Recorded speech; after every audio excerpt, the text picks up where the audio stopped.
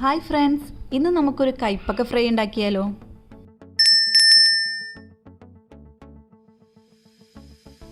അപ്പോൾ നമുക്കിത് എങ്ങനെ ഉണ്ടാക്കുന്നതെന്ന് നോക്കാം.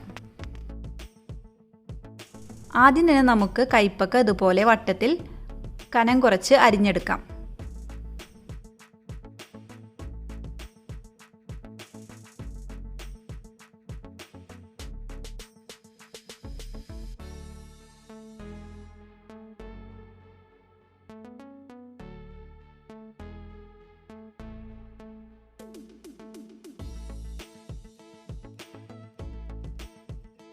ഇനി ഇതിൻ്റെ കുരുവെല്ലാം മാറ്റിയതിന് ശേഷം ഇത് വെള്ളത്തിലേക്ക് മാറ്റാം. ഇത് ഏകദേശം ഒരു അരമണിക്കൂറോളം വെള്ളത്തിൽ തന്നെ ഇട്ട് വെക്കാം. കൈപ്പക്കയുടെ കയ്പ്പ് കുറച്ച് കുറഞ്ഞു കിട്ടാനാണ് ഇങ്ങനെ ചെയ്യുന്നത്.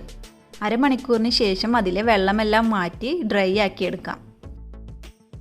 ഇനി ഇതിലേക്ക് 1 ടീസ്പൂൺ മഞ്ഞൾപ്പൊടി, 1/2 ടേബിൾ സ്പൂൺ മുളക് പൊടി, ആവശ്യത്തിന് ഉപ്പ്, 1/4 ടീസ്പൂൺ കായം, 2 ടേബിൾ സ്പൂൺ കോൺഫ്ലവർ, 1/4 ടീസ്പൂൺ പെരിഞ്ജീരകം, 1 ടീസ്പൂൺ വെളിച്ചെണ്ണ. ഇവയെല്ലാം കൂടി നന്നായി മിക്സ് ചെയ്തെടുക്കാം.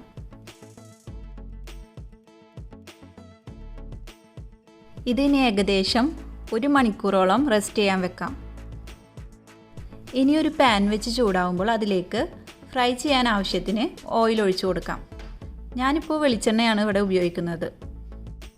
വെളിച്ചെണ്ണ നന്നായി ചൂടായി വരുമ്പോൾ നമ്മുടെ മസാല തേച്ച് വെച്ച കൈപ്പക്ക ഓരോന്നായിട്ട് ഫ്രൈ ചെയ്തെടുക്കാം. ഇത് മീഡിയം ടു ലോ ഫ്ലെയിമിൽ ഇട്ട് വേണം ഫ്രൈ ചെയ്തെടുക്കാൻ.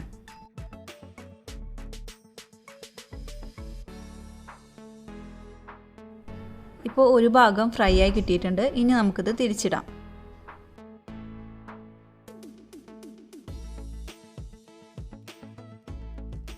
ഇപ്പോൾ ഇത് റെഡിയായി വന്നിട്ടുണ്ട്.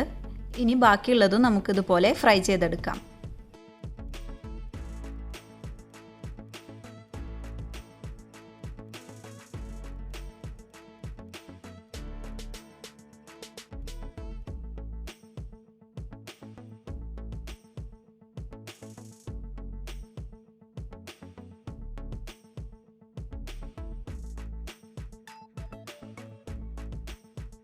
നമ്മുടെ കൈപ്പക്ക എല്ലാതും ഇപ്പോൾ ഞാൻ ഫ്രൈ ചെയ്തെടുത്തിട്ടുണ്ട്.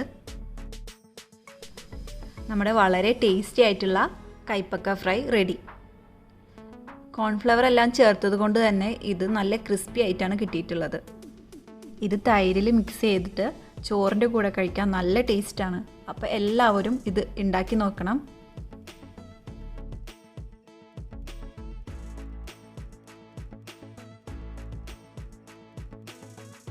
ഇനിയും ഇതുപോലുള്ള അടിപൊളി റെസിപ്പീസുമായി നെക്സ്റ്റ് ടൈം കാണാം.